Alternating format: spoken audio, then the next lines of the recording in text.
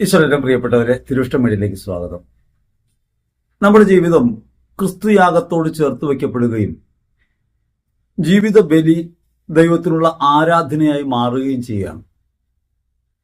ക്രൈസ്തവ ജീവിതത്തിന്റെ ഉറവിടം, അതിന്റെ അത്യുച്ച സ്ഥാനം രണ്ടും കുർബാനയാണ്.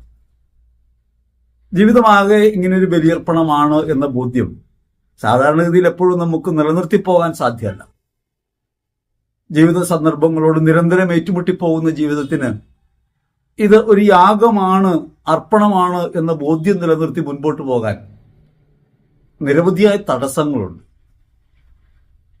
ഒന്ന്, നമ്മിൽ ജീവിക്കുന്ന ക്രിസ്തുവിനെയും നാം ക്രിസ്തുവിലായിരിക്കുന്നു എന്ന പരമമായ സത്യത്തെയും ഒരു നിരന്തര ബോധമായി ഉയർത്തിക്കൊണ്ടുവരാൻ നമ്മുടെ മാനുഷികത്തിലെ പരിമിതികൾ അനുവദിക്കുന്നില്ല. അപ്രകാരമായിരിക്കുമ്പോൾ ജീവിതയാഗത്തെ ഈ സമ്പൂർണ്ണ യാഗമായ ക്രിസ്തുബലിയോട് ചേർത്ത് വെച്ചുകൊണ്ട് പോകാൻ കൗദാശികമായ അടയാളങ്ങൾ നമുക്ക് ആവശ്യമായി വരുന്നു. പരിശുദ്ധ കുർബാന നമ്മുടെ ജീവിതത്തെ ക്രിസ്തുയാഗവുമായി ചേർത്ത് ദൈവപിതാവിന് ആരാധനയായി സമർപ്പിക്കുമ്പോൾ കൗദാശികമായ ഈ അടയാളം നമ്മെ ഉറപ്പിക്കുന്നതും നിരന്തരമായി ഓർമ്മപ്പെടുത്തുന്നതും ഈ യാഗത്തിന്റെ ഫലസിദ്ധിയാണ്, മഹാവിരുന്നിലുള്ള പങ്കാളിത്തത്തെയാണ്. അപ്രകാരം ജീവിതത്തെ മുഴുവൻ ക്രിസ്തുയാഗമായി തിരിച്ചറിഞ്ഞു പോകാൻ കുർബാനയിലേക്ക് നാം നമ്മെ തന്നെ എടുത്തു വെക്കുമ്പോൾ നാം ബലിവസ്തുക്കളാണെന്നും അർപ്പകരാണെന്നുമുള്ള ബോധ്യം നമ്മെ ഭരിക്കണം. വാസ്തവത്തിൽ ഒരു അനുഷ്ഠാനം എന്ന നിലയ്ക്ക് ബലിയിൽ പങ്കുചേരുമ്പോഴും അതിന്റെ അർത്ഥതലങ്ങളെ ഹൃദയപൂർണമായ അറിവോടെ സ്വീകരിക്കാനും നിലനിർത്തിക്കൊണ്ടു പോകാനും നമുക്ക് കഴിയാതെ പോകുന്നു. പരിശുദ്ധ കുർബാന രക്ഷാകര പ്രവൃത്തിയുടെ സന്നിഹിതമാക്കപ്പെടലാണ്. യേശു സംഭവത്തെ ആനുകാലിക ലോകത്ത് സന്നിഹിതമാക്കുന്ന കുർബാന എങ്ങനെയാണ് ബലിയുടെ പൂർണ്ണതയായി മാറുന്നത് എന്ന് തിരിച്ചറിയണമെങ്കിൽ പഴയകാല സംഭവങ്ങളെ, പ്രതീകാത്മകമായ സംഭവങ്ങളെയും ഈ ബലിയുടെ അന്തസത്തയിലേക്ക് നമുക്ക് ചേർത്ത് വയ്ക്കാൻ പറ്റണം. കൃപാകര പദ്ധതിയിലൂടെ വെളിപ്പെട്ട ദൈവാവിഷ്കാരമാകുന്ന ക്രിസ്തുവിന്റെ സമ്പൂർണതയെ ഉൾക്കൊള്ളാനും അനുഭവിക്കാൻ അപ്പോഴാണ് നമുക്ക് കഴിയുക. സാധാരണഗതിയിൽ നാം നിരന്തരമായി ബലിയിൽ പങ്കുചേരുന്നു. ബലിയിൽ പങ്കുചേരുമ്പോൾ അത് വിശ്വാസത്തിന്റെ ഭാഗമാണെന്ന് നാം തിരിച്ചറിയുന്നു. വിശ്വാസത്തെ നാം പ്രഘോഷിക്കുന്നുവെന്ന് വിശ്വസിക്കുന്നു. വിശ്വാസത്തിന്റെ ആഘോഷമാണ് കുർബാന. ഈ ആഘോഷമായ കുർബാന കൊമമറേഷൻ സംഭവിക്കണമെങ്കിൽ ബലിയെക്കുറിച്ചുള്ള വ്യക്തമായ ധാരണയുണ്ടാവണം. യേശു കുരിശിൽ അർപ്പിച്ച യാഗം സാമാന്യഗതിയിൽ ഒരു യാഗത്തിന്റെ ലക്ഷണങ്ങളുള്ള കാര്യമല്ല. യേശുവിനെ മതപൗരോഹിത്യം വിധിക്കുകയും കുരിശിൽ തറയ്ക്കുകയും ചെയ്യുന്നു. അങ്ങനെ കുരിശിൽ തറയ്ക്കപ്പെടുന്ന ഒരു ജീവിതം, പീഡാനുഭവങ്ങളിലൂടെ കടന്നു പോകുന്ന ഒരു ജീവിതം എങ്ങനെയാണ് ഒരു യാഗമായിട്ട് മാറുക? അത് തിരിച്ചറിഞ്ഞാൽ മാത്രമേ നമ്മുടെ ജീവിതത്തിന്റെ ഓരോ ജീവിത സന്ദർഭങ്ങളിലെ കഷ്ടപ്പാടുകളും ഞെരുക്കങ്ങളും സഹനങ്ങളും ജീവിത ബന്ധങ്ങളുമെല്ലാം എങ്ങനെയാണ് ഒരു യാഗമായി മാറുന്നതെന്ന് നമുക്ക് തിരിച്ചറിയാൻ കഴിയും. യേശു തന്റെ ജീവിതകാലം കൊണ്ട് മാത്രം പൂർത്തിയാക്കുന്നൊരു രക്ഷാകര പ്രവൃത്തി, അനാദി മുതലേ വെളിപ്പെടുത്തപ്പെട്ട ക്രിസ്തു രഹസ്യത്തെയാണ് ക്രിസ്തുയാഗത്തിന്റെ സമ്പൂർണതയിൽ നമുക്ക് കണ്ടെത്താൻ. പഴയ നിയമ പ്രതീകങ്ങളിലൂടെയാണ് യേശുവിന്റെ യാഗത്തിന്റെ അർത്ഥമെന്ത്, യേശു യാഗാർപ്പണം നടത്തുന്നത് എങ്ങനെയാണ്, യേശുവിന്റെ യാഗാർപ്പണം എങ്ങനെയാണ് മനുഷ്യരക്ഷയ്ക്ക് കാരണമാകുന്നത് എന്നൊക്കെ തിരിച്ചറിവ് നമുക്കുണ്ടാകുക. ബലി എന്നാൽ സാമാന്യഗതിയിൽ നാം ചിന്തിക്കുക ഒരർപ്പണമാണ്. ബലിയുടെ അടിസ്ഥാനപരമായ കാരണം സ്വയം ഉപേക്ഷ അനിവാര്യമാണ് ദൈവത്തിൽ എത്തിച്ചേരാൻ എന്നൊരു കാര്യമാണ്. സാധാരണഗതിയിൽ ആബേൽ അർപ്പിച്ച ബലിയിലൂടെ നമ്മൾ ആരംഭിച്ചു പ്രതീകങ്ങളെ. അത് പുറപ്പാട് സംഭവത്തിൽ എത്തി നിൽക്കുമ്പോൾ ഓരോ സന്ദർഭങ്ങളിലും തങ്ങളെ തന്നെ ദൈവത്തിന് സമർപ്പിക്കാനായി മനുഷ്യൻ നടത്തിയ പരിശ്രമങ്ങളെ അതിനകത്ത് നമുക്ക് കാണാൻ പറ്റും.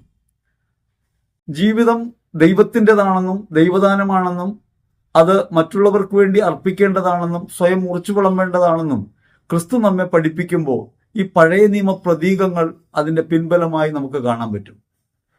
മനുഷ്യരക്ഷ യഥാർത്ഥത്തിൽ പടിപടിയായ ഒരു പ്രക്രിയയാണെന്ന് കാറ്റക്കിസം ഓഫ് കാത്തലിക് ചർച്ച് പറയുന്നുണ്ട്. അത് ഒറ്റ സംഭവമായിട്ട് നമുക്ക് കാണാൻ കഴിയില്ല.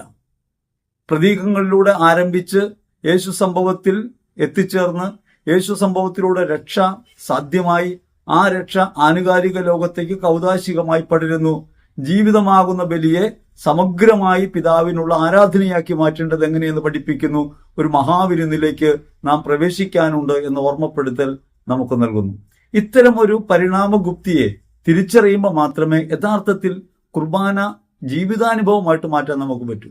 നമ്മുടെ ജീവിതത്തെ ബലിമേശയിൽ അർപ്പിക്കുക എന്ന ദൗത്യമാണ് നമുക്കുള്ളത്. ക്രൈസ്തവ ജീവിതം ബലിമേശയിലെ ബലിവസ്തുവാണെന്നും നാം ഓരോരുത്തരും പുരോഹിതഗണമാണെന്നും തിരിച്ചറിഞ്ഞർപ്പിക്കാൻ എത്രത്തോളം നമുക്ക് കഴിയുന്നുവോ അത്രത്തോളം കൗതാശികമായ അടയാളങ്ങളിൽ നിന്ന് ഊർജം സ്വീകരിക്കാനും അല്ലെങ്കിൽ ജീവിതത്തിന്റെ പരിമിതികളെ ബലിമേശയിൽ പൂർത്തീകരിക്കാനും നമുക്ക് കഴിയും. നമ്മുടെ ജീവിതം പരിമിതമായ യാഥാർത്ഥ്യങ്ങൾക്കകത്തുള്ള ഒരു അനുഭവമാണ്. ജീവിതത്തിലെ ഓരോ നിമിഷവും നമ്മുടെ ജീവിതത്തിന്റെ ഉപേക്ഷ വഴി നാം ദൈവപിതാവിന് നിരന്തരമായി അർപ്പണം ചെയ്യുകയാണ് എന്ന ബോധ്യം നമുക്ക് സാധാരണഗതിയിൽ ഉണ്ടാകില്ല. ഈ ജീവിതത്തിന്റെ സമഗ്രതയെ മുഴുവനും ഉൾക്കൊള്ളുന്ന, സമസ്തത്തെയും ഉൾക്കൊള്ളുന്ന ഒന്നായി കുർബാനയെ നമുക്ക് കാണാൻ പറ്റണം. കുർബാനയ്ക്ക് പുറത്ത് ഒന്നില്ല, കുർബാനയ്ക്ക് പുറത്ത് പിശാച് മാത്രമേ ഉള്ളൂ എന്ന ബോധ്യത്തിലേക്ക് നമുക്ക് എത്തിച്ചേരാൻ പറ്റണം.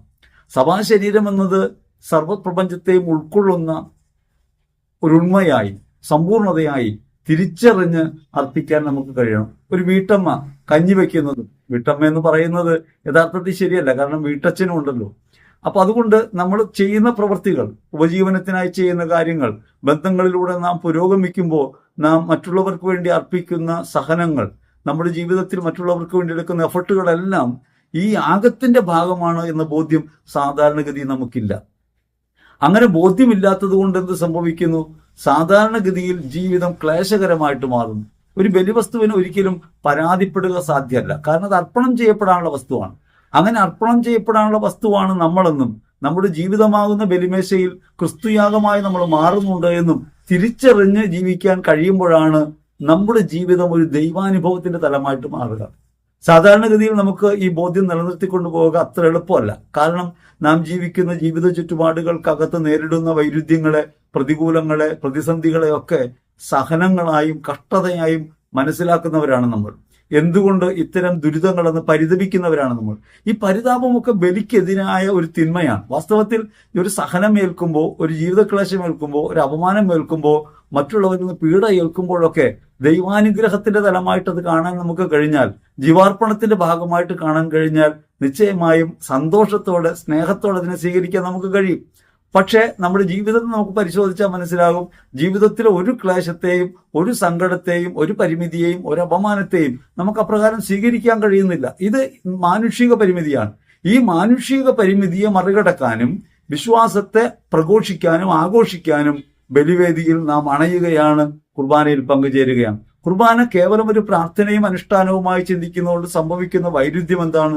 സാധാരണഗതിയിൽ നമ്മൾ അങ്ങനെയാണ് ചിന്തിക്കുക. നമ്മൾ സാധാരണ അർപ്പിക്കുന്ന ബലിയെ ഒരു അനുഷ്ഠാനമായിട്ടാണ്, അവിടെ ചൊല്ലുന്ന പ്രാർത്ഥനകൾക്കൊക്കെ പ്രത്യുത്തരം നൽകുകയും അങ്ങനെ കുർബാനയുടെ ഭാഗമാണെന്ന് കരുതി വശാകുകയും ചെയ്യാണ്.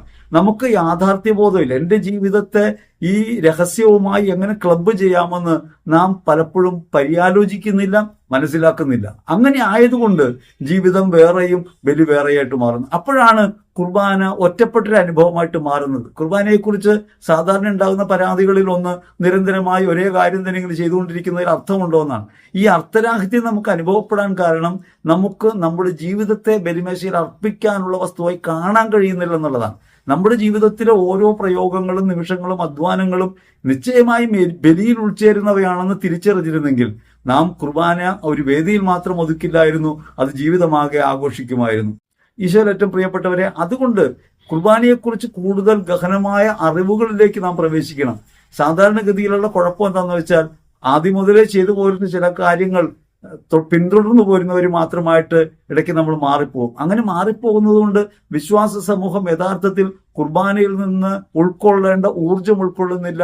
കുർബാനയായി ജീവിതത്തെ മുഴുവൻ പരിവർത്തിപ്പിക്കേണ്ടതിന്റെ അനുഭവതലത്തിലേക്ക് വരുന്നില്ല. അതുകൊണ്ട് കുർബാന അനുഭവമാകുന്നില്ലെന്ന് മാത്രമല്ല, ജീവിതവും അനുഭവമാകുന്നില്ല. ജീവിതത്തിൽ നിരവധി അനുഭവങ്ങൾ ഉണ്ടാകാം. ജീവിതം തന്നെ ഒരു യാഗമായി അനുഭവിക്കുന്ന നിലയിലേക്ക് ഉയർന്നാലാണ് വിശുദ്ധ അൽഫോൻസ് പറഞ്ഞതുപോലെ നമുക്ക് പറയാൻ പറ്റുക, എന്റെ ജീവിതം കർത്താവിന്റെ ബലിമേശയിൽ അർപ്പിക്കപ്പെട്ട ബലിവസ്തുവാണ്, അത് നിരന്തരം കത്തി ദഹിക്കുകയാണ്, അത് ദഹിച്ചു തീരണമെന്നാണ് എന്റെ ആഗ്രഹം. ജീവിതത്തിൽ നമ്മൾ ആലോചിക്കേണ്ടത്, നമ്മുടെ ജീവിതം ഇങ്ങനെ അഴിഞ്ഞഴിഞ്ഞഴിഞ്ഞ് ഇല്ലാതായി പോകുന്നത് ഒരു ഇല്ലായ്മയിലേക്കല്ലെന്നും അതാണ് യഥാർത്ഥത്തിൽ സംഭവിക്കുന്ന പരിപൂർണതയെന്നും അത് ദൈവസന്നിധിയിൽ ഒരു മഹാവിരുന്നിൽ പങ്കുചേരാനുള്ള അവസരമാണെന്നും ദൈവത്തിന്റെ തിരുമുഖം കണ്ട് ആനന്ദിക്കാനായി നാം നിത്യമായ വിരുന്നിലേക്ക് പ്രവേശിക്കുന്നതിന്റെ ഭാഗമാണെന്നും തിരിച്ചറിഞ്ഞാൽ, പരീക്ഷയ്ക്കൊരുങ്ങുന്ന കുട്ടി അത്യധ്വാനം ചെയ്ത് പഠിക്കുന്നത് പോലെ ഗൃഹപാഠം ചെയ്ത് ജീവിതത്തെ മുഴുവൻ നാം ദൈവത്തിനുള്ള ആരാധനയാക്കി മാറ്റിയേനെ. ഈ ഒരു തിരിച്ചറിവ് എത്രത്തോളം നമുക്കുണ്ടാകുന്നുവോ അത്രത്തോളം ദൈവികമായ ആനന്ദം ജീവിതത്തിന്റെ മുഴുവൻ സന്ദർഭങ്ങളെയും ചൂഴ്ന്നു നിൽക്കും.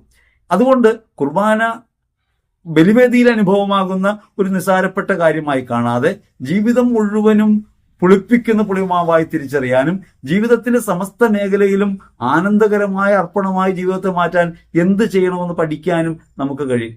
നമുക്ക് ബ്രദർ ലോറൻസ് എന്ന് പറയുന്ന ഒരു സഹോദരനെ അറിയാം. അദ്ദേഹത്തിന്റെ ഒരു പുസ്തകമുണ്ട്, സർവദാ സർവേശ്വര സന്നിധിയിൽ. അദ്ദേഹം ഒരു OCD ബ്രദറായിരുന്നു. അദ്ദേഹം ആശ്രമത്തിനകത്ത് ഓരോ പ്രവൃത്തി ചെയ്യുമ്പോഴും ആ പ്രവൃത്തിയൊക്കെ ദൈവത്തിന് ആരാധനയായി സമർപ്പിച്ച് ചെയ്തു. അങ്ങനെ നിരന്തരമായി തന്റെ ജീവിതത്തിന്റെ ഓരോ നിമിഷത്തെയും യേശുവിന്റെ യാഗത്തോട് ചേർത്ത് വെച്ച് അനുഭവിക്കാൻ കഴിഞ്ഞതുകൊണ്ട് സർവദാ സർവേശ്വര സന്നിധിയിൽ അദ്ദേഹത്തിന് ജീവിക്കാൻ കഴിഞ്ഞു. നാം വിളിക്കപ്പെടുന്നത് സർവദാ സർവേശ്വര സന്നിധിയിലായിരിക്കാനാണ്. ദൈവപിതാവിന്റെ മഹത്വത്തിൽ പങ്കുചേരാനായിട്ട് വിളിക്കപ്പെടുമ്പോൾ ജീവിതത്തിന്റെ വഴികളിൽ മുഴുവനും ദൈവിക മഹത്വത്തിന്റെ ഭാഗമായിട്ട് അർപ്പിക്കുന്നതാണ് പ്രവൃത്തികളുടെ മുഴുവൻ മൂലാർത്ഥമെന്ന് തിരിച്ചറിഞ്ഞു പോകാൻ നമുക്ക് കഴിയണമെങ്കിൽ എങ്ങനെയാണ് ബലിയുടെ ആവിർഭാവം എന്നറിയണം. തങ്ങൾക്കുള്ളവ ദൈവത്തിന് സമർപ്പിക്കുക എന്ന ഒരു യാഗത്തിന്റെ മൂലതത്വം വരുന്നത് നമുക്ക് ആബേലിലാണല്ലോ കാണാൻ കഴിഞ്ഞത്.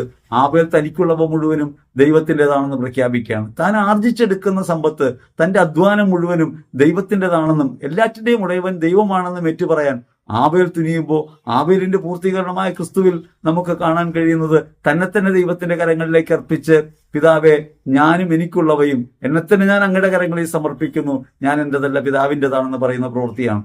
ആ പ്രവൃത്തിയോട് പങ്കുചേർന്ന് വിശ്വാസം ഏറ്റുപറഞ്ഞ് ശിഷ്യത്വം സ്വീകരിച്ച് ഈ ലോകത്ത് ജീവിക്കുന്ന നാം നമ്മുടെ ജീവിതത്തിൽ ഓരോ നിമിഷവും ദൈവത്തിൻ്റെതാണെന്ന് പറയാനോ നാം ദൈവത്തിൻ്റെതാണെന്ന് പറയാനോ ദൈവം മറ്റുള്ളവർക്ക് വേണ്ടി നൽകിയ അപ്പമാണ്, വിരുന്നാണ് നമ്മുടെ ജീവിതം എന്ന് പറയാനോ നമുക്ക് കഴിയുന്നില്ല. അതുകൊണ്ടാണ് നമ്മെ മറ്റുള്ളവർ ആക്രമിക്കുന്നതായി, മറ്റുള്ളവർ നമ്മെ ദ്രോഹിക്കുന്നതായി, പീഡിപ്പിക്കുന്നതായിട്ട് നമുക്ക് അനുഭവപ്പെടുന്നത്. യേശു തന്റെ കുരിശും വഹിച്ചുകൊണ്ട് കാൽവരിയിലേക്ക് യാത്രയായെന്ന് പറയുമ്പോൾ യേശു അത് മടുപ്പുള്ള കാര്യമായിട്ടല്ല. യേശുവിന് പത്രോസ് പറഞ്ഞതുപോലെ വഴിമാറി നടക്കാമായിരുന്നു, ജെറുസലേമിലേക്ക് പോകാതിരിക്കാമായിരുന്നു, ഈ വിധിയിൽ വിധേയപ്പെടാതെ ജീവിക്കാൻ കഴിയുമായിരുന്നു. യേശു പറയുന്നത് ഞാനിതങ്ങ് ഈ മണിക്കൂറിലേക്കാണ് ഞാൻ വന്നത്. നാം ഈ ജീവിതത്തിലേക്ക് വന്നത് ഇപ്രകാരം ഒരു അർപ്പണത്തിനാണെന്ന് ബോധ്യം ഉണ്ടായാൽ നമ്മുടെ ജീവിത സഹനങ്ങൾ എന്ന് പറയുന്നത് നിഷ്പ്രഭമായി പോകും. കുരിശു മഹത്വപ്പെട്ടതുപോലെ, ശാപത്തിന്റെ അടയാളമായ കുരിശു മഹത്വപ്പെട്ടതുപോലെ ജീവിത സഹനമാകുന്ന കുരിശ് മഹത്വത്തിന്റെ കാരണമായിട്ട് മാറിയേനെ. അതുകൊണ്ട് നാം പരിശോധിക്കുന്നത് ഓരോ ഘട്ടങ്ങളിലും എങ്ങനെയാണ് ഈ ബലി പുരോഗമിക്കുന്നതെന്നാണ്. പഴയ നിയമകാലത്ത് ബലികൾ പുരോഗമിക്കുകയാണ്, യാഥാർത്ഥ്യമല്ല, അവയെല്ലാം നിഴലുകൾ മാത്രമാണ്. അങ്ങനെ നിഴലുകളായിരുന്ന ഒരു സന്ദർഭത്തിനകത്ത് ഈ ജീവിതയാഗത്തെ എങ്ങനെയാണ് ഉയർത്തിക്കൊണ്ടുവരേണ്ടതെന്ന് പടിപടിയായി പഠിപ്പിക്കുന്ന ദൈവത്തെ നമുക്ക് കാണാം. മോശ അഹ്റോന് നൽകുന്ന നിർദ്ദേശങ്ങളിൽ ലേവ്യരുടെ പുസ്തകത്തിൽ ബലിയുടെ 5 ഭാഗങ്ങളെ നമുക്ക് കാണാൻ പറ്റും. ഈ 5 ഭാഗങ്ങളെ പരിശോധിക്കുമ്പോഴാണ് എങ്ങനെയാണ് കുർബാനയ്ക്കകത്ത് നാം സമ്പൂർണത അനുഭവിക്കുന്നത് എന്ന് മനസ്സിലാക്കാൻ കഴിയും. ക്രിസ്തുയാഗത്തിന്റെ സമ്പൂർണതയും ആ ക്രിസ്തുയാഗത്തിൽ നാം ഉൾച്ചേരുന്നതിന്റെ സമ്പൂർണതയും നമ്മുടെ ജീവിതത്തിന്റെ സമസ്തത്തെയും ക്രിസ്തുവിൽ കേന്ദ്രീകരിച്ച് പിതാവിന് ആരാധനയാക്കി മാറ്റുന്നത് എങ്ങനെയെന്നും തിരിച്ചറിഞ്ഞാൽ നിശ്ചയമായും നമ്മുടെ ജീവിതം കൂടുതൽ ആനന്ദകരമായിട്ട് മാറും, ആത്മാർപ്പണത്തിന്റെ വേദിയായിട്ട് മാറും. വിശുദ്ധ കുർബാനയുടെ 5 മാനങ്ങൾ ലേവ്യരുടെ പുസ്തകത്തിൽ നമുക്ക് കണ്ടെടുക്കാൻ പറ്റും. അവിടെ നിരന്തര ബലിയാണ്, അത് ദഹനബലിയാണ്, സമാധാന ബലിയാണ്, പ്രായശ്ചിത്ത ബലിയാണ്, പാപപരിഹാര ബലിയാണ്. ഈ 5 ഭാവങ്ങൾ നാം അർപ്പിക്കുന്ന ബലിക്കകത്ത് നമുക്ക് കാണാൻ പറ്റും. നാം അർപ്പിക്കുന്ന ഓരോ യാഗവും ഇത് ഉൾക്കൊള്ളുന്നുണ്ട്. ലേവ്യരുടെ പുസ്തകത്തിൽ 6-ാം അധ്യായത്തിൽ 9-ാം തിരുവചനത്തിൽ പറയാണ്, അഹ്റോനോടും പുത്രന്മാരോടും പറയുക, ഇതൊരു നിരന്തര ബലിയാണ്, ആ ബലിയിൽ നിങ്ങൾ എങ്ങനെയാണ് ഉൾച്ചേരേണ്ടത്. അവിടെ അഹ്റോന്റെ പുത്രന്മാരോട് പറയാൻ പറയുന്നത് നിരന്തരമായ ദഹനബലിക്കുള്ള നിയമം ഇതാണ്. ബലിവസ്തു ബലിപീഠത്തിന്മേലുള്ള അഗ്നികുണ്ഡത്തിൽ പ്രഭാതം വരെ വെച്ചിരിക്കണം. തുടരെ അഗ്നി ജ്വലിപ്പിച്ചുകൊണ്ടിരിക്കണം. പ്രഭാതം വരെ അത് കെട്ടുപോകാനിടയാകരുത്. നിരന്തരമായ യാഗമാണ് ബലിയർപ്പണം. ഈശ്വരറ്റം പ്രിയപ്പെട്ടവരെ, നാം അർപ്പിക്കുന്നത് അരമണിക്കൂർ അല്ലെങ്കിൽ 3/4 മണിക്കൂർ നീളുന്ന കേവല അനുഷ്ഠാനമായിട്ടാണ് ബലിയെ കാണുക. കൗതാശികമായി മാത്രം ബലിമേശയിൽ കാണുന്ന ഈ അർപ്പണം ഒരു നിരന്തര യാഗമാണെന്ന് നാം തിരിച്ചറിയണം. പലപ്പോഴും സംശയം ഉണ്ടാകുന്ന കാര്യമാണ്. യേശു ഏകബലി അർപ്പിച്ചു. യേശുവിന്റെ ബലിയർപ്പണം എന്നേക്കുമുള്ള ബലിയർപ്പണമാണ്. അത് സംശയം എന്നുള്ള കാര്യമല്ല.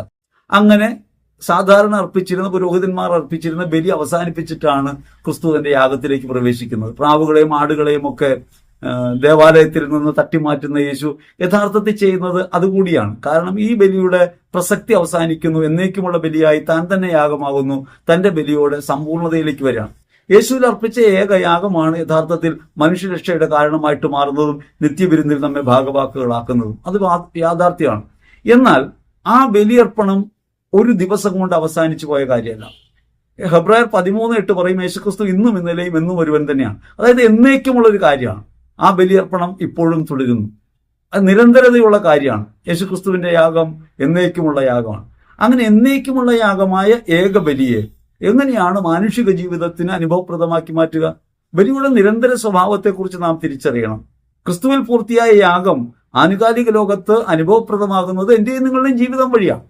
യേശുക്രിസ്തുവിന്റെ ശരീരമാകുന്ന സഭ, എഫേസ്യർ 1:23, ആ ശരീരം നിരന്തരമായി ബലിമേശയിൽ യാഗമാകുന്നു, പിതാവിന് ആരാധനയായിട്ട് മാറുന്നു. ഈ യാഗം സമസ്ത ലോകത്തെയും രക്ഷിക്കാൻ വേണ്ടിയുള്ള ക്രിസ്തുയാഗത്തിന്റെ ആനുകാലികമായ അനുഭവസ്ഥാനമായിട്ട് കാണാൻ പറ്റണം. അങ്ങനെ അനുഭവസ്ഥാനമായിട്ട് കാണുമ്പോഴാണ് കൗതാശികമായ അർപ്പണം അർത്ഥവത്തായിത്തീരുന്നത്. കൗതാശികമായ അർപ്പണം അർത്ഥവത്തായിത്തീരുന്നത് നമുക്കൊരു ജീവിതം നിലനിൽക്കുന്നത് കൊണ്ടാണ്. നമ്മുടെ മാനുഷികതയിലുള്ള ജീവിതത്തെ നിരന്തരമായി ക്രിസ്തുരഹസ്യത്തോട് ചേർത്ത് വെക്കുമ്പോൾ ആ ഏക ബലിയുടെ ഭാഗമായിട്ട് നമ്മൾ മാറണം. പഴയ നിയമത്തിൽ വർഷാവർഷങ്ങളിൽ പുരോഹിതന്മാർ അർപ്പിച്ചിരുന്ന വ്യത്യസ്തങ്ങളായ ബലിയല്ല യഥാർത്ഥത്തിൽ ക്രിസ്തുവിലുള്ള യാഗത്തിന്റെ പൂർണ്ണത. യേശുക്രിസ്തുവിനുള്ള യാഗം എന്നേക്കുമുള്ള ബലിയാണ്. അത് കാലാതീതമായ കാര്യമാണ്. ദൈവം കാലാതീതനാകയാൽ ദൈവത്തിന്റെ ബലിയും കാലാതീതമാണ്. അങ്ങനെ കാലാതീതമായ ഈ ബലിയോട് നമ്മെ തന്നെ ഉൾച്ചേർത്തുകൊണ്ട് ഭൂമിയിലെ ക്രിസ്തു ശരീരമാകുന്ന നമ്മൾ ഓരോരുത്തരും, ആ ശരീരത്തിന്റെ ഭാഗമാകുന്ന നമ്മൾ ഓരോരുത്തരും ഈ ബലി പങ്കുചേർന്നുകൊണ്ട് ദൈവപിതാവിന് ആരാധനയായിട്ട് മാറുമ്പോൾ മനുഷ്യരക്ഷ അനുകാലിക ലോകത്ത് അനുഭവപ്രദമായിട്ട് മാറും. പൗലോസ്ലീഹ പറയുന്നുണ്ട്, ക്രിസ്തുവിന്റെ പീഡാസഹനത്തിന്റെ കുറവ് ഞാൻ എന്റെ ശരീരത്തിൽ വഹിക്കുന്നു എന്ന് പറയും. ക്രിസ്തുവിന്റെ പീഡാസഹനത്തിന് എന്തെങ്കിലും കുറവുള്ളത് കൊണ്ടല്ല, അത് 2000 വർഷത്തെ മുൻപുള്ളൊരു പ്രവൃത്തിയായി നമ്മുടെ ബോധ്യതലങ്ങൾക്ക് സ്വീകരിക്കാൻ കഴിയും. മനുഷ്യന്റെ ബോധ്യതലങ്ങൾക്ക് ക്രിസ്തുയാഗത്തെ ആനുകാലികമായ ഒരു സംഭവമായി സ്വീകരിക്കാൻ സാധ്യമല്ല. കാരണം നമുക്ക് ഇന്നും ഇന്നലെയും നാളെയുമുള്ള മനുഷ്യരാണ്. ദൈവത്തിന് ഇന്നും ഇന്നലെയും നാളെയുമില്ല, എല്ലാം ഒരുപോലെയാണ്. പക്ഷെ നമ്മെ സംബന്ധിച്ച് നമുക്ക് ഇന്നും ഇന്നലെയും നാളെയുണ്ട്. അപ്പൊ നമ്മൾ ഇന്നുറങ്ങി നാളെ ഉണർന്നു വരുമ്പോൾ ഒരു പുതിയ ലോകത്തേക്ക് നാം വരുന്നു, ഒരു പുതിയ മനുഷ്യനായിട്ട് വരികയാണ്. ഇന്നത്തെ ജീവിതം അവസാനിക്കുന്നതായാണ് രാത്രിയിൽ നമുക്ക് അനുഭവപ്പെടുക. ജീവിതം തീരുന്നു, ഇന്ന് നാളെ പുതിയത് ആരംഭിക്കുന്നു. എല്ലാ ദിവസവും പുതിയ പ്രഭാതമാണെന്ന് സങ്കീർത്തകൻ പറയുമല്ലോ. എല്ലാ ദിവസവും പുതിയ പ്രഭാതമാണ്, എല്ലാ ദിവസവും പുതിയ ജന്മമാണ്, പുതിയ ജീവിതമാണ്. അപ്പോൾ നമ്മൾ അങ്ങനെ നിരന്തരതയിൽ പോകുമ്പോൾ നമുക്ക് ഈ പഴയതായി തോന്നുന്ന അല്ലെങ്കിൽ നമ്മുടെ ജീവിതാനുഭവങ്ങൾക്കകത്ത് ഒരു ഓർമ്മയിൽ ശേഷിപ്പിക്കാൻ കഴിയുന്ന ഒരു കാര്യത്തെ ആനുകാലിക ലോകത്ത് അനുഭവപ്രദമാക്കുന്നത് പുനരവതരണം വഴിയാണ്. പുനരവതരണം എന്ന വാക്ക് യഥാർത്ഥത്തിൽ അവിടെ ആപ്റ്റായ ഒരു വാക്കല്ല. റീപ്രസന്റേഷൻ എന്ന് പറയുന്നത്, അവതരിപ്പിക്കപ്പെടൽ എന്ന് പറയുന്നത് യഥാർത്ഥത്തിൽ ജീവിതം കൊണ്ട് ഇതിനെ അവതരിപ്പിക്കുക എന്ന അർത്ഥത്തിലാണ്. നമ്മൾ സാധാരണ ജനിച്ച ദിവസം എല്ലാ വർഷങ്ങളിലും ഓർക്കുന്നു, എല്ലാ വർഷങ്ങളിലും ആശംസകൾ നൽകുന്നു. ജനിച്ച വർഷത്തെ പ്രധാനമായിട്ട് കാണുന്നു, ജനിച്ച ദിവസത്തെ. നാം ജനിച്ചത് ഇന്നല്ല, പക്ഷെ ഇന്ന് എന്ന് പറയുന്ന ദിവസം ഈ പഴയ ഒരു സംഭവത്തിന്റെ ഒരു ആനുകാലിക അനുഭവസ്ഥാനമായി കണ്ടുകൊണ്ടാണ് ഇന്ന് നാം അത് ആഘോഷിക്കുന്നത്. ജനിച്ച ദിവസം നമ്മൾ അത് ആഘോഷിച്ചിട്ടില്ല. അപ്പോൾ നമ്മൾ ജനിച്ചത് ഒരു സന്തോഷകരമായ അനുഭവമായി നാം ഇവിടെ എടുത്തു വെക്കുകയാണ്. നിരവധി പ്രശ്നങ്ങളിലൂടെ കടന്നു വന്ന് പ്രയാസങ്ങളിലൂടെ ഒക്കെ കടന്നു വന്നിട്ട് ആ ഒരു ദിവസം വരുമ്പോൾ നമ്മൾ ജനിച്ച ദിവസത്തെ വീണ്ടും കൊണ്ടുവന്ന് പ്രതിഷ്ഠിക്കുന്നു.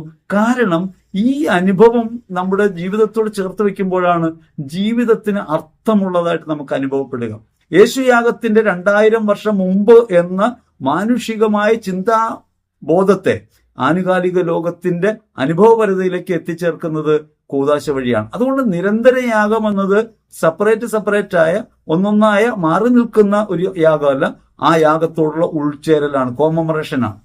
അത് കേവലമായ ഓർമ്മ ആചരണമല്ല, കേവലമായ ഓർത്തെടുക്കലല്ല, ഈ നിരന്തര യാഗത്തിന്റെ ഭാഗമാണ് നമ്മളെന്ന നിലയ്ക്ക് നമ്മുടെ ജീവിതത്തെ അർപ്പിക്കുകയാണ്. ഞാനും നിങ്ങളും ലോകത്തുള്ള സകല മനുഷ്യരും ഈ അർപ്പണത്തിന്റെ ഭാഗമായിട്ട് മാറുകയും നിരന്തരമായി ക്രിസ്തുവിന്റെ രക്ഷ അനുഭവിക്കുകയും രക്ഷാകരമായ വേദിയാക്കി ജീവിതത്തെ മാറ്റുകയും ചെയ്യണമെന്നതാണ് കുർബാന നമുക്ക് നൽകുന്ന സന്ദേശം. അതുകൊണ്ട് നിരന്തരയാഗമായിട്ട് അർപ്പിക്കണമെന്ന് ലേവ്യരുടെ പുസ്തകം 6-ാം അധ്യായം 9-ാം തിരുവചനം പറയാണ്. അതുകൊണ്ട് കുർബാന എന്തിനാണ് എല്ലാ ദിവസവും കുർബാന, എല്ലാ ദിവസവും ബലിയർപ്പിക്കേണ്ടതിന്റെ ആവശ്യം എന്താണ്?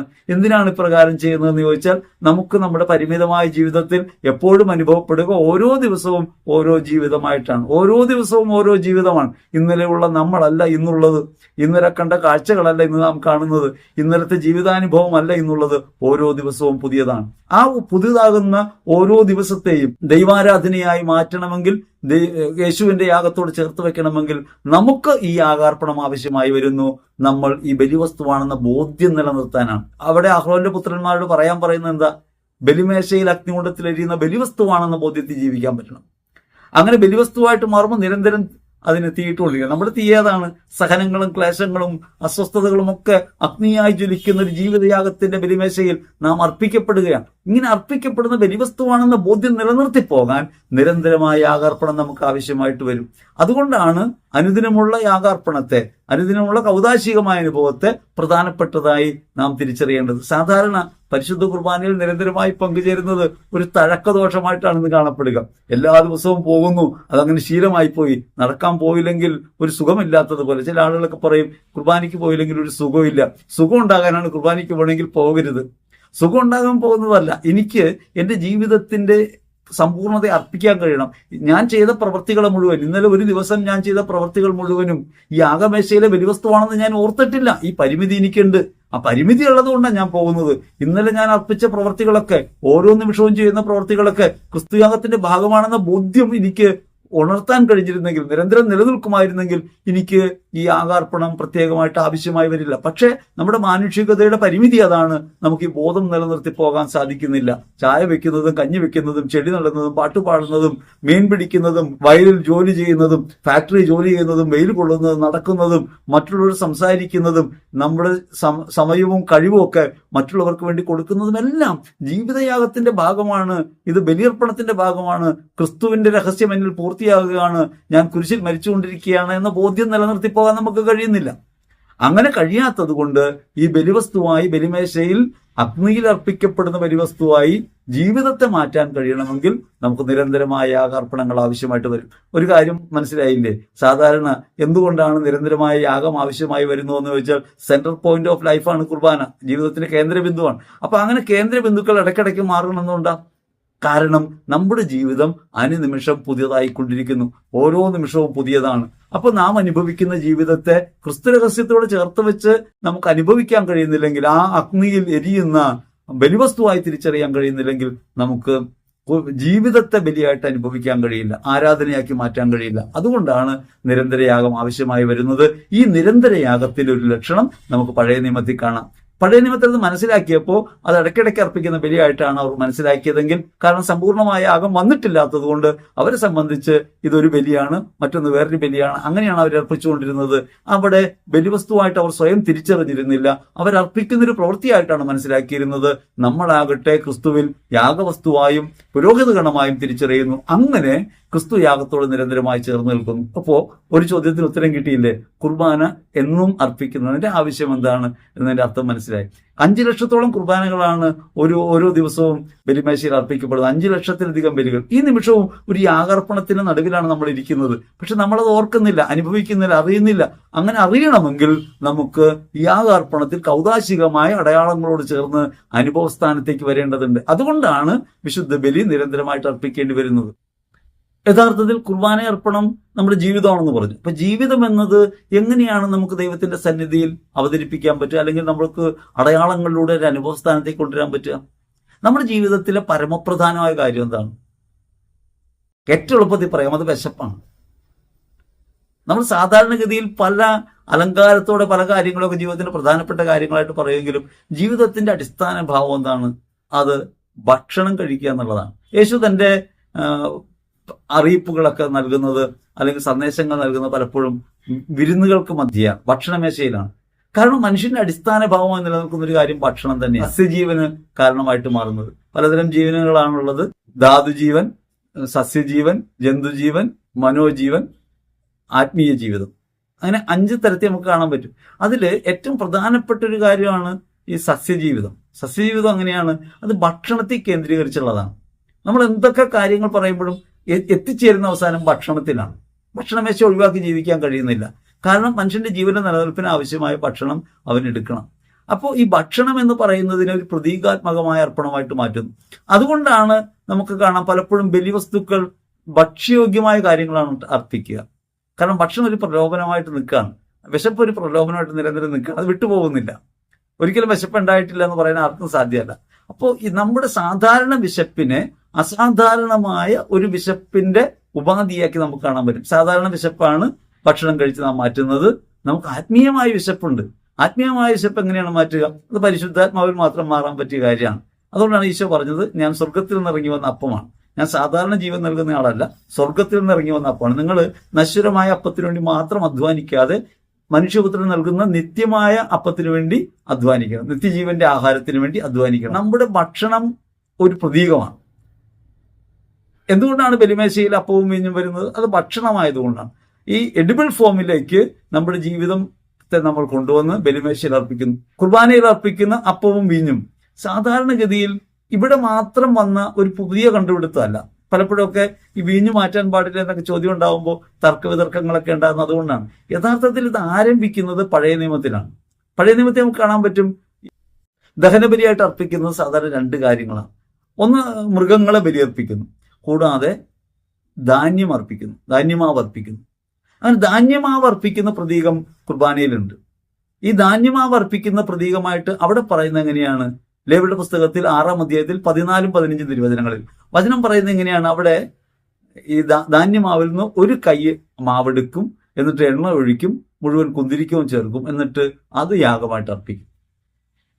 ഈ ഒരു അർപ്പിക്കാനുള്ള മുഴുവൻ വസ്തുവിന്റെയും ഒരു ഭാഗമെടുത്ത് അർപ്പിക്കുക എന്നത് എന്താണ് പ്രതീകമാക്കുന്നത്? സകല മനുഷ്യർക്കും വേണ്ടി ഒരു മനുഷ്യൻ ബലിയായി മാറും. റോമർ ലേഖനം അത് പറയുന്നുണ്ട്. ഒരു മനുഷ്യന്റെ അനുസരണം മൂലം ലോകത്തേക്ക് ജീവൻ കടന്നു വരും. അപ്പൊ ഈ ഒരു മനുഷ്യന്റെ അർപ്പണം സമസ്തത്തെയും വിശുദ്ധീകരിക്കുന്നു എന്ന് പറയാനായിട്ട് ഒരടയാളം വേണം. ധാന്യമാവ് കുറെ ഉണ്ട്, അതിൽ നിന്ന് ഒരു കൈ എടുക്കുന്നുള്ളൂ, അർപ്പിക്കുന്ന ഒരു കൈയാണ് ഈ മുഴുവൻ അർപ്പിക്കപ്പെട്ടതായിട്ട് മാറും. എന്റെയും നിങ്ങളുടെയും ജീവിതത്തിന് ഇതുമായിട്ട് എന്താണ് ബന്ധം? യേശു സമസ്തത്തിനും വേണ്ടി ഒരാൾ അർപ്പിക്കുന്നു, സമസ്തവും വിശുദ്ധീകരിക്കപ്പെടുന്നു. പിതാവേ, ഇവരെല്ലാം വിശുദ്ധീകരിക്കപ്പെടാൻ വേണ്ടി ഞാൻ എന്നെ തന്നെ സമർപ്പിക്കുന്നു. യോഹന്നാൻ സുവിശേഷത്തിൽ 17-ാം അധ്യായത്തിൽ 17 മുതൽ 19 വരെ തിരുവചനങ്ങൾ നമുക്ക് കാണാം. അപ്പൊ ഇങ്ങനെ അർപ്പിക്കുന്ന യേശുവിന്റെ യാഗം എങ്ങനെയാണ് മനുഷ്യകുലത്തെ മുഴുവൻ സമ്പൂർണ്ണമായി രക്ഷിക്കുക? കാരണം അവിടെ ബലിമേശയിൽ ഈ ധാന്യമാവിൽ നിന്ന് ഒരു കൈ എടുത്ത് അർപ്പിച്ചാൽ അത് ദൈവത്തിനുള്ള യാഗമായി തീരുമെന്ന് പഴയ നിയമ പ്രതീകമുണ്ട്. ഇനി ഇത് നമ്മുടെ ജീവിതമായിട്ടുള്ള ബന്ധം എന്താണ്? നമ്മൾ ഒരാൾ നന്നായാൽ ലോകം നന്നാവോ? ഞാൻ ഒരാൾ അർപ്പിച്ചാൽ ലോകത്തിന് മെച്ചമുണ്ടാവോ എന്നാണ് സാധാരണ ചോദ്യം. ബലിമേശയിൽ അർപ്പിക്കാനായി ഞാൻ എൻ്റെ ജീവിതത്തെ കൊണ്ടുവരുമ്പോൾ, എൻ്റെ ജീവിതം ബലിവസ്തുവാക്കി മാറ്റുമ്പോൾ, ഞാൻ എന്നെ തന്നെ അർപ്പിക്കുമ്പോൾ യഥാർത്ഥത്തിൽ സമസ്തവും വിശുദ്ധീകരിക്കപ്പെടാൻ വേണ്ടി ഞാൻ എന്നെ അർപ്പിക്കാം. ലോകരക്ഷയ്ക്ക് വേണ്ടിയാണ് ഓരോ യാഗാർപ്പണം. ഇപ്പോ ആളുകളൊക്കെ കുർബാനയ്ക്ക് പോകുന്നത് സ്വന്തം കാര്യം കാണാനാണ്, അവനവന്റെ കാര്യം കാണാനാണ്. അത് ഭൗതിക നേട്ടങ്ങൾക്ക് വേണ്ടിയുള്ളവരായാലും ആത്മീയ മേഖലയുള്ളവരായാലും തിരിച്ചറിയാതെ പോകുന്നൊരു കാര്യം, ഞാൻ അർപ്പിക്കുന്നത് എനിക്ക് വേണ്ടിയല്ല, സമസ്തത്തിനും വേണ്ടി അർപ്പിക്കാൻ പോവാൻ. ക്രിസ്തു യാഗം സമസ്തത്തിനും വേണ്ടിയുള്ളതാണ്. ആ യാഗത്തിന്റെ ഭാഗമായി ഞാൻ മാറുമ്പോൾ ഞാനും അർപ്പിക്കപ്പെടുന്നത് സമസ്തത്തിനും വേണ്ടിയാണ്. ഇങ്ങനെ സമസ്തത്തിനും വേണ്ടി അർപ്പിക്കുന്ന ഒരു യാഗമാണ് ഈ ദഹനബലി എന്ന് തിരിച്ചറിയണമെങ്കിൽ ഈ ധാന്യമാവിൽ നിന്ന് ഒരു കൈയെടുത്ത് സമർപ്പിച്ചപ്പോൾ അത് മുഴുവൻ ദൈവത്തിന് സ്വീകാര്യമായി എന്ന വസ്തുതയിലേക്ക് നമുക്ക് വരേണ്ടി വരും. അതുകൊണ്ട് ഒരു കുടുംബത്തിൽ എല്ലാവരും വിശ്വാസികളായിരിക്കുമ്പോഴാണോ കുടുംബം മുഴുവൻ രക്ഷ പ്രാപിക്കുന്നത്? രക്ഷ എന്ന് വെച്ചാൽ സാധാരണ വിചാരിക്കുന്നത് അവരെല്ലാവരും വിശ്വാസത്തിൽ വരിക, അവരെല്ലാവരും ഭക്തരായി മാറുക, അതല്ലെങ്കിൽ ഭൗതിക നേട്ടങ്ങൾ ഉണ്ടാകുക. ഇതൊന്നുമല്ല. സമസ്ത ലോകത്തിന്റെയും രക്ഷയുടെ കാരണമായിട്ട് മാറും. ഇത് വ്യക്തിപരമായ ഉത്തരവാദിത്വമാണ്. ഇത് വ്യക്തിപരമായിട്ട് ഉത്തരവാദിത്വമാണ്. ഞാനും നിങ്ങളും ഈ ഒരു കൈമാവാണെന്ന് തിരിച്ചറിയണം. ഈ അടുത്ത് ഒരു സഹോദരൻ ഒരു പോസ്റ്റിൽ പങ്കുവച്ചൊരു കാര്യം ഇങ്ങനെയാണ്: സ്വന്തം കുടുംബത്തെ രക്ഷിക്കാൻ കഴിയാത്തവന് ലോകത്തെ മുഴുവൻ രക്ഷിക്കാനായിട്ട് ഇറങ്ങിയിട്ട് കാര്യമില്ല. ഇത് വസ്തുതാവിരുദ്ധമാണ്. കാരണം ഈ ലോകത്ത് രക്ഷ കൈവരാൻ വേണ്ടി ദൈവത്താൽ തിരഞ്ഞെടുക്കപ്പെടുകയും ഐക്യപ്പെടുകയും ചെയ്യുമ്പോൾ അത് വ്യക്തിപരമായ ഉത്തരവാദിത്തമാണ്. പേഴ്സണൽ ഗോഡാണ് ക്രിസ്തു. ഓരോരുത്തർക്കും വ്യക്തിപരമാണ്. അപ്പൊ വ്യക്തിപരമായ ജീവിതത്തെ നമുക്ക് ബലിമേശയിൽ അർപ്പിക്കാൻ പറ്റുക, വ്യക്തിപരമായ ജീവിതത്തെ മറ്റുള്ളവർക്ക് വേണ്ടി കൊടുക്കാൻ കഴിയുന്നതേ ഉള്ളൂ. അല്ലാതെ എല്ലാവരെയും കൂട്ടിച്ചേർത്തിട്ട് ഇത് ചെയ്യാൻ കഴിയാന്നല്ല, എല്ലാവരെയും നന്നാക്കുകയല്ല നമ്മുടെ ലക്ഷ്യം, എല്ലാവർക്കും രക്ഷ കൊടുക്കണം. യേശു ഭൂമിയിൽ വന്നിട്ട് സകല പാപികളുടെയും പാപങ്ങൾ ഏറ്റുപറയൂ, നിങ്ങൾ മനസ്തപിക്കൂ, നിങ്ങൾ രക്ഷപ്പെടൂ എന്ന് പറഞ്ഞ് എല്ലാവരെയും നടന്ന് മാനസാന്തരപ്പെടുത്തുകയല്ല. യേശു സമസ്തത്തിന്റെയും ഭാരം ഏറ്റെടുക്കുകയാണ്. അങ്ങനെ സ്വയം ബലിവസ്തുവായി മാറുകയും പുരോഹിതനായി മാറുകയും യാഗാർപ്പണം നടത്തുകയും ചെയ്യണം. അങ്ങനെ യാഗാർപ്പണം നടത്തുന്ന യേശുവിനോട് ചേർന്ന് നിൽക്കുന്ന നമ്മൾ ഈ ഒരു കൈ മാവാണെന്ന് തിരിച്ചറിയണം. നമ്മുടെ ഈ എളിയ ജീവിതം, നാം ചെയ്യുന്ന ചെറിയ പ്രവൃത്തികൾ, നമ്മുടെ ചെറിയൊരു ജീവിതം ഈ ബലിമേശയിൽ ഒരു ബലിവസ്തുക്കളെ മുഴുവൻ വിശുദ്ധീകരിക്കുന്ന വസ്തുവായി മാറുന്നുണ്ട് എന്ന പരമാർത്ഥം തിരിച്ചറിയുമ്പോഴാണ് എൻ്റെ ബലിയുള്ള ഭാഗഭാഗിത്വം എത്ര പ്രാധാന്യമുള്ളതാണെന്ന് എനിക്ക് തിരിച്ചറിയാൻ പറ്റുക. യേശു സമസ്തത്തിനും വേണ്ടി ഒരാൾ കുരിശി ഭരിക്കുന്നു. ഇന്ന് ആനുകാലിക ജീവിതത്തിൽ എന്റെ ചുറ്റുപാടുമുള്ള, എന്റെ കണ്ണും കയ്യും എത്തുന്നിടത്തുള്ള മനുഷ്യരുടെ മുഴുവൻ ജീവിതാനുഭവങ്ങൾക്കകത്ത് നിൽക്കുന്ന ഞാൻ എന്നെ തന്നെ ബലിയായി സമർപ്പിക്കുന്നതിലൂടെ എന്റെ ചുറ്റുപാടുകളെ വിശുദ്ധീകരിക്കുന്നു. ക്രിസ്തുവിലുള്ള യാഗമായി അത് സമ്പൂർണ്ണമായി തിരിച്ചറിവോടെ അർപ്പിക്കുമ്പോൾ അത് ലോകരക്ഷയെ മുഴുവൻ ഉൾക്കൊള്ളുന്നതായിട്ട് മാറും. ഈശ്വരറ്റം പ്രിയപ്പെട്ടവരെ, അതുകൊണ്ട് ദഹനബലിക്കൊരു പ്രാധാന്യമുണ്ട്. ദഹനബലിയിൽ ധാന്യബലി അർപ്പിക്കുന്നതിന് പ്രധാനപ്പെട്ട കാര്യമുണ്ട് എന്ന് തിരിച്ചറിയാൻ എനിക്ക് നിങ്ങൾക്ക് കഴിയണം. ലേവ്യരുടെ പുസ്തകത്തിൽ 6-ാം അധ്യായത്തിൽ 25-ാം തിരുവചനത്തിൽ പാപപരിഹാര ബലിയെക്കുറിച്ച് പറയുന്നുണ്ട്. പാപപരിഹാര ബലിക്കുള്ള നിയമം പറഞ്ഞുകൊണ്ട് പാപപരിഹാര ബലിക്കുള്ള ബലിമൃഗത്തെ, ദഹനബലിക്കുള്ള ബലിമൃഗത്തെ കൊല്ലുന്നിടത്ത് വെച്ച് കൊല്ലണം എന്ന് നിയമം പഠിപ്പിക്കാൻ. ദഹനബലി സംഭവിക്കുന്ന യഥാർത്ഥത്തിൽ നമ്മുടെ ജീവിതമായിട്ട് ബന്ധപ്പെട്ടാണെങ്കിൽ നമ്മുടെ ജീവിതം ഓരോ നിമിഷവും ഓരോ ദഹനബലിവേദിയാണ്. ആ ബലിവേദി വെച്ച് അതിനെ കൊല്ലണം. അങ്ങനെ കൊന്ന് അതിനെ അർപ്പിക്കണം. ഇത് പാപപരിഹാര ബലിയാണ്. യേശുവിന്റെ യാഗം യഥാർത്ഥത്തിൽ ഈ പാപപരിഹാര ബലിയുടെ സമ്പൂർണതയാണ്. കാൽവരിയിൽ യേശു അർപ്പിക്കുന്ന യാഗം സകല ലോകത്തിന്റെയും പാപങ്ങൾ നീക്കുന്ന അർപ്പണമായിട്ട് മാറുന്നു. ആ രക്തത്താൽ സമസ്തവും കഴുകി വിശുദ്ധീകരിക്കപ്പെടുന്നു. ശാപത്തിന്റെ പാപത്തിന്റെ കെട്ടിൽ നിന്ന് മനുഷ്യൻ എന്നേക്കുമായിട്ട് വിമോചിതനാകുന്നു. ആ വിമോചിതമാകുന്ന ബലിയുടെ ഭാഗമായിട്ടാണ് നമ്മൾ ജീവിക്കുന്നത്. നമ്മുടെ ജീവിതത്തിൽ നാം ഒരു ബലി അർപ്പിക്കുകയല്ല, നമ്മുടെ ജീവിതം ഈ യാഗത്തിന്റെ ഭാഗമാണ്. നാം ക്രിസ്തുവിൽ വിശ്വസിക്കുമ്പോഴും വിശ്വാസം ഏറ്റുപറയുമ്പോഴും വിശ്വാസത്തിന്റെ ആഘോഷമായ കുർബാനയിലൂടെ നാം വ്യക്തമാക്കുന്നത് ഒരു പാപപരിഹാര ബലിയാണ് ഞാനെന്നാണ്. ആനുകാലിക ലോകത്ത് പാപമുണ്ട്, കുഴപ്പമുണ്ട്, മറ്റുള്ളവർ തിന്മ ചെയ്യുന്നു, എന്തൊക്കെ അതിക്രമങ്ങളാണ് ലോകത്ത് നടക്കുന്നതെന്ന് പരിതപിച്ച് ദൈവമേ സഹായിക്കണേ എന്ന് പറഞ്ഞ് കരയാനുള്ളവരല്ല നമ്മൾ. ലോകത്ത് സമാധാനം ഉണ്ടാകാൻ വേണ്ടി കരയാനുള്ളവരല്ല നമ്മൾ. നമ്മൾ ചെയ്യേണ്ടത് ലോകത്തിന്റെ പാപത്തിന് പരിഹാര ബലിയാണ് എന്റെ ജീവിതം എന്ന തിരിച്ചറിവിലേക്ക് വളരുകയാണ്. ഞാനും നിങ്ങളും ജീവിക്കുന്ന ജീവിതത്തിൽ ചെയ്യുന്ന പ്രവൃത്തികളൊക്കെ ലോകത്തിന്റെ പാപപരിഹാരത്തിനായിട്ട് അർപ്പിക്കുന്ന യാഗമാണെന്ന് തിരിച്ചറിഞ്ഞാൽ അനുഭവിക്കുന്ന ക്ലേശങ്ങളെയൊക്കെ നമുക്ക് അങ്ങനെ കാഴ്ചവെക്കാൻ പറ്റും. ജീവിതത്തെ മുഴുവനും പാപപരിഹാരമായിട്ട് കാഴ്ചവെക്കാൻ പറ്റും. അതിന് 2 തരം കാര്യങ്ങൾ നമുക്ക് ചെയ്യേണ്ടി വരും.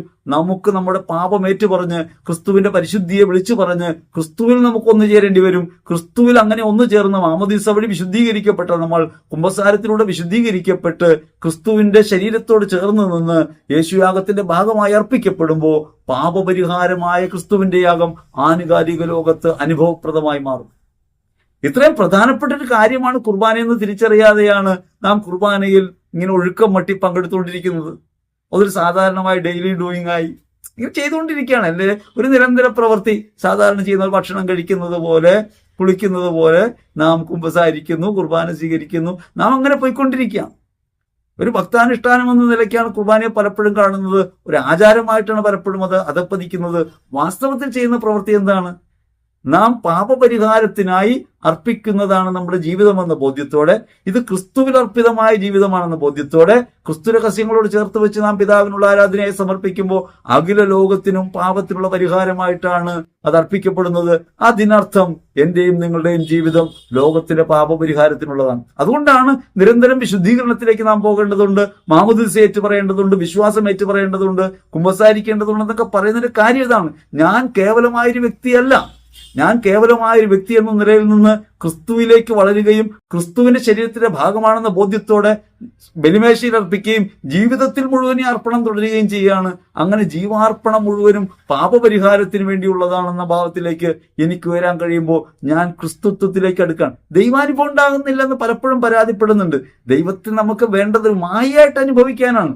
നമുക്ക് ദർശനം കാണാൻ പറ്റുന്നില്ലെന്നോ, അതല്ലെങ്കിൽ അതിന് കുളിരുണ്ടാകുന്നില്ലെന്നോ, എന്തെങ്കിലുമൊക്കെ അനുഭൂതികൾ ഉണ്ടാകുന്നില്ലെന്നോ ആണ് പരിതപിക്കുന്നത്. വാസ്തവത്തിൽ നാം ഇതിന്റെ ഭാഗമാണെന്ന് ഓർമ്മ എത്ര നാൾ നമ്മൾ വെച്ച് പുലർത്തുന്നുണ്ട്? ഏത് നിമിഷത്തിലാണ് ചെയ്യുന്ന പ്രവൃത്തി ഈ യാഗത്തിന്റെ ഭാഗമാണെന്ന ബോധ്യത്തോടെ നമുക്ക് ചെയ്യാൻ പറ്റുക? എന്തുകൊണ്ടാണ് ജീവിത പ്രയോഗങ്ങൾ ഒരു സക്സസ് ആകാത്തത്? സക്സസ് ആവണമെങ്കിൽ സാധാരണ വളർച്ച ഉണ്ടായാൽ മാത്രം പോരാ, പുരോഗതി ഉണ്ടായാൽ പോരാ. നാം ഒരു കച്ചവടം ചെയ്യുന്നു, ആ കച്ചവടത്തിൽ നമുക്ക് കുറച്ച് ലാഭം ഉണ്ടാകുന്നു, ആ ലാഭം വർദ്ധിച്ചുകൊണ്ടിരിക്കുകയാണ്. ഇത് ഒരു കേവലമായ പുരോഗതിയാണ്, ആ ഒരു വളർച്ചയാണ്. ആ വളർച്ച എങ്ങനെയാണ് യഥാർത്ഥത്തിൽ ഒരു പുരോഗതിയായിട്ട് മാറുന്നത്? പുരോഗതിയായിട്ട് മാറുന്നത് അതിനോട് നമ്മുടെ വിശ്വാസം ചേർത്ത് വെക്കുമ്പോഴാണ്.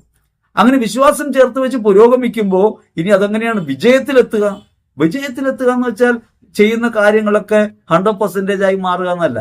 വിജയത്തിലെത്തുക അത് ക്രിസ്തുയാഗത്തോട് എത്രത്തോളം ചേർന്ന് നിൽക്കുന്നു, യാഗാർപ്പണമായിട്ട് എത്രത്തോളം മാറുന്നു, ക്രിസ്തു രഹസ്യത്തിന്റെ ഭാഗമായിട്ട് നമ്മൾ എത്രത്തോളം മാറുന്നു എന്നുള്ളതാണ്. നമ്മൾ ചെയ്യുന്ന പ്രവൃത്തികളൊക്കെ, നന്മതിന്മകളൊക്കെ ചേർന്ന ഇടകലർന്ന പ്രവൃത്തികളൊക്കെ അതിന്റെ അശുദ്ധികളിൽ നിന്ന് വിമോചിതമായി യഥാർത്ഥത്തിൽ ദൈവത്തിനുള്ള ആരാധനയായിട്ട് മാറുമ്പോൾ ഞാൻ എന്നെ അപ്രസക്തനാക്കുകയും ക്രിസ്തുവിനെ പ്രസക്തമാക്കുകയും ചെയ്യുകയാണ് ആനുകാലിക ലോകത്ത്.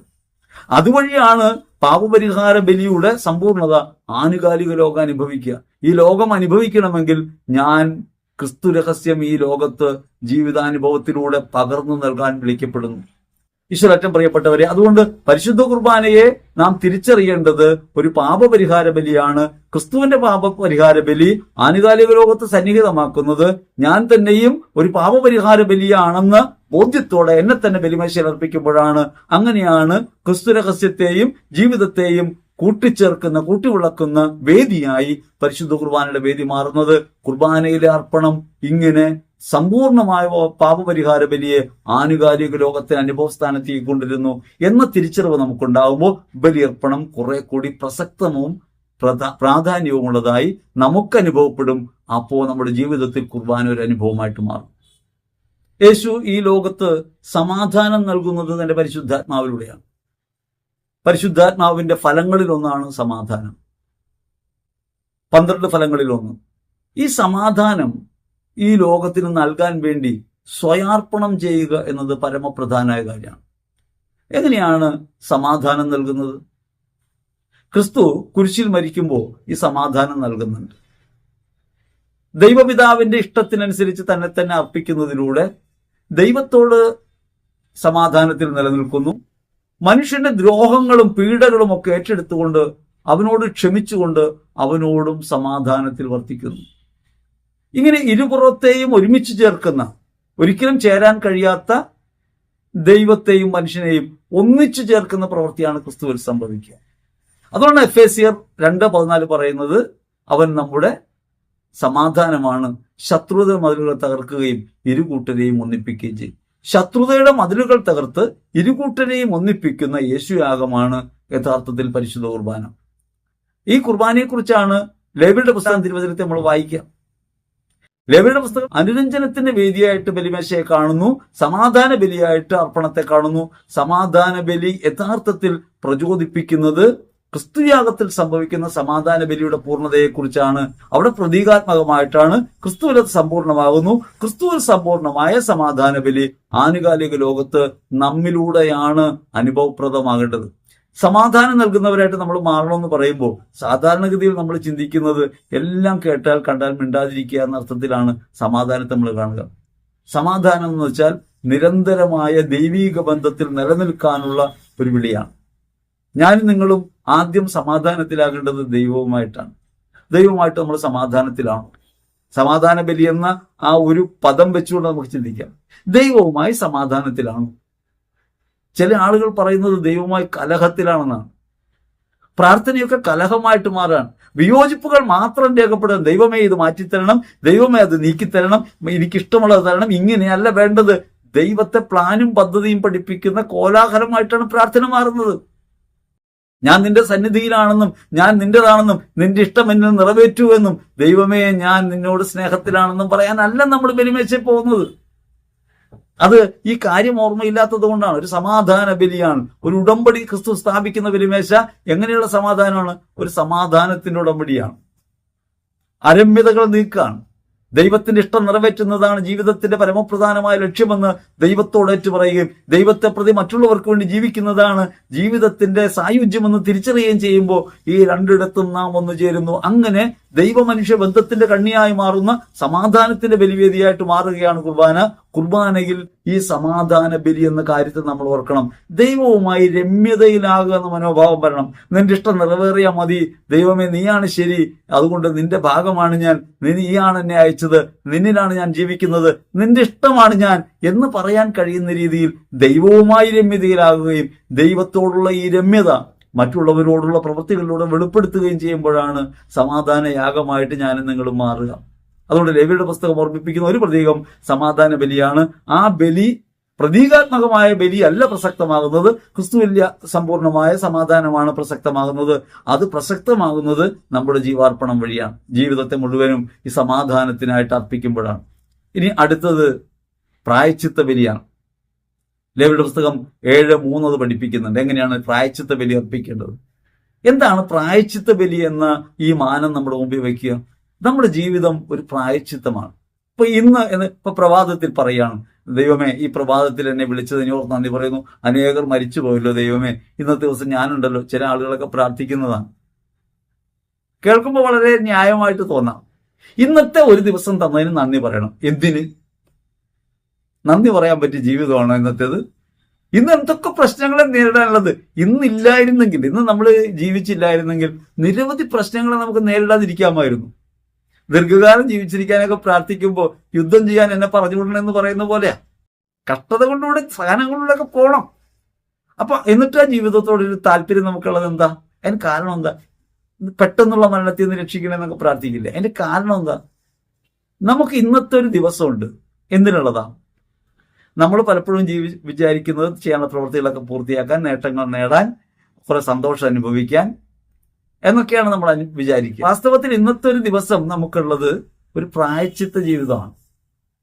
ഇത്രയും കാലം ജീവിച്ചു വന്നു. ഇപ്പൊ 50 കൊല്ലം ഭൂമി ജീവിച്ച ഒരാൾ 50ാമത്തെ കൊല്ലത്തിന്റെ അവസാന ദിവസം അല്ലെങ്കിൽ 51ാമത്തെ കൊല്ലത്തിന്റെ ആദ്യത്തെ ദിവസം ഉണർന്നിരിക്കുമ്പോൾ ദൈവമേ നിനക്ക് നന്ദി എന്ന് പറയുന്നത് ഇനിയും ജീവിക്കാമെന്നുള്ള ആസക്തി പൂർത്തീകരിക്കാൻ വേണ്ടിയല്ല. 50 വർഷത്ത് ഞാൻ ജീവിച്ചു പോയ ജീവിതത്തിൽ വന്ന പിഴവുകൾ നീക്കാൻ, അതിന് പ്രായശ്ചിത്തം ചെയ്യാൻ ഒരു ദിവസം, അത് പ്രധാനപ്പെട്ട കാര്യമാണ്. ജീവിതത്തെ മുഴുവനും അനുതാപത്തിന്റെ കേന്ദ്രമാക്കി മാറ്റണമെന്ന് മാത്രമല്ല, പ്രായശ്ചിത്ത പ്രവൃത്തികളുടേതാക്കി മാറ്റണം. പ്രായശ്ചിത്ത പ്രവൃത്തികൾ എന്ന് പറയുമ്പോൾ നമ്മൾ വിചാരിക്കുന്നത് സാധാരണ കുമ്പസാരത്തിൽ എടുക്കുന്ന പ്രായശ്ചിത്തത്തെയൊക്കെയാണ്. കുമ്പസാരത്തിൽ വളരെ നിസ്സാരമായൊരു പ്രായശ്ചിത്തമൊക്കെ പറയുള്ളൂ. കാരണം നമുക്ക് നിവൃത്തിയാക്കാൻ കഴിയും. നമ്മുടെ പ്രവൃത്തി കൊണ്ടല്ല പാപം മോചിക്കുന്നത്, എങ്കിലും പ്രായശ്ചിത്തത്തിലൂടെയാണ് നമുക്ക് ക്രിസ്തുവിലേക്ക് അടുത്തു നിൽക്കാൻ കഴിയുമെന്ന് ഓർമ്മപ്പെടുത്താൻ വേണ്ടിയാണ്. അതുകൊണ്ട് ക്രൈസ്തവ ജീവിതം ഒരു പ്രായശ്ചിത്തത്തിന്റെ ജീവിതമാണ്. നമ്മുടെ ജീവിതത്തിൽ ഓരോ നിമിഷവും നാം അർപ്പിക്കുന്ന മുഴുവൻ പ്രായശ്ചിത്ത ജീവിതമാണെന്ന ബോധ്യം നമുക്കുണ്ടാകണം. ഈ ഒരു ബോധ്യം നിലനിർത്തി മുമ്പോട്ട് പോകുമ്പോൾ മാത്രമേ യഥാർത്ഥത്തിൽ ജീവിതം എന്ന യാഗത്തെ സമ്പൂർണ്ണമായിട്ട് സമർപ്പിക്കാൻ നമുക്ക് പറ്റൂ. അതുകൊണ്ട് 5 പ്രതീകങ്ങളാണ് നമ്മളിന്ന് കണ്ടത്. അതിൽ ആദ്യത്തെ പ്രതീകം നിരന്തര ബലിയാണ്, ദഹന ബലിയാണ്, സമാധാന ബലിയാണ്, പാപപരിഹാര ബലിയാണ്, പ്രായശ്ചിത്ത ബലിയാണ്. അങ്ങനെ ബലിയുടെ ഈ മാനങ്ങളെല്ലാം കുർബാനയ്ക്കകത്തുണ്ട് എന്ന കാര്യം ഓർക്കണം.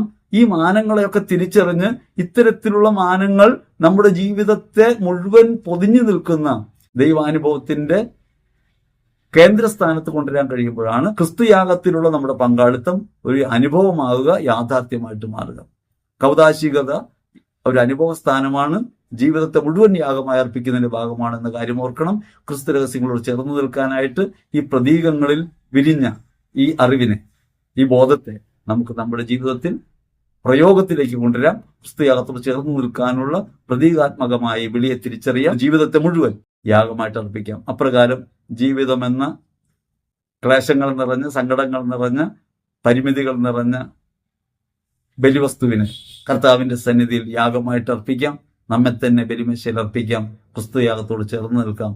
നിരന്തരം നമുക്ക് നമ്മെ തന്നെ അർപ്പിക്കാം. ദൈവം നമ്മെ അനുഗ്രഹിക്കട്ടെ. ആമേൻ.